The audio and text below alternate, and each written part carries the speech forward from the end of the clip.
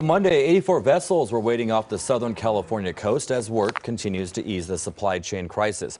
Today, the U.S. Labor Secretary toured the Port of L.A. and saw signs of progress. But as KCAL9's Jeff Nguyen found out, not everyone is so optimistic. He's live in San Pedro now with the very latest. Jeff.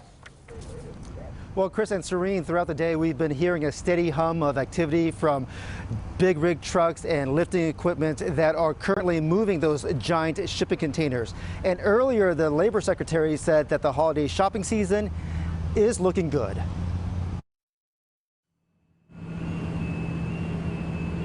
For weeks, the Port of Los Angeles and Long Beach have been operating 24 hours a day. Port executives say they've been able to reduce a backlog of cargo by nearly 40%. Do you feel like things are getting better? Not really. Mimo Bruno owns a cheese company in Pomona that has to import its plastic container cups from Israel. We checked back with him today after our first visit 2 weeks ago. We are behind 4 months right now, and like I said last time, we have over 9 million cups in the ocean.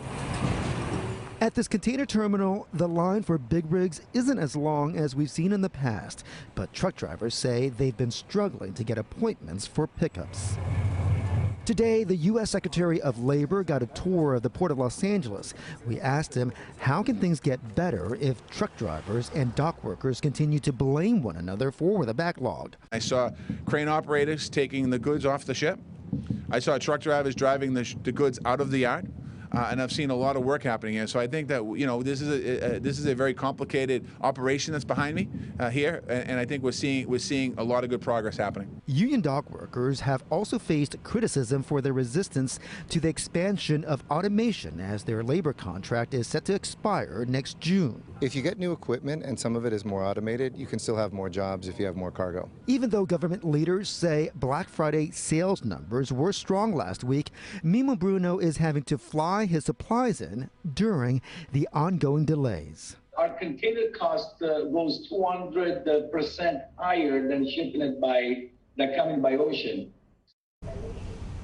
And port executives say that things have improved enough recently that they have been able to avoid having to implement a penalty fee for unmoved cargo twice in recent days. We are live in San Pedro.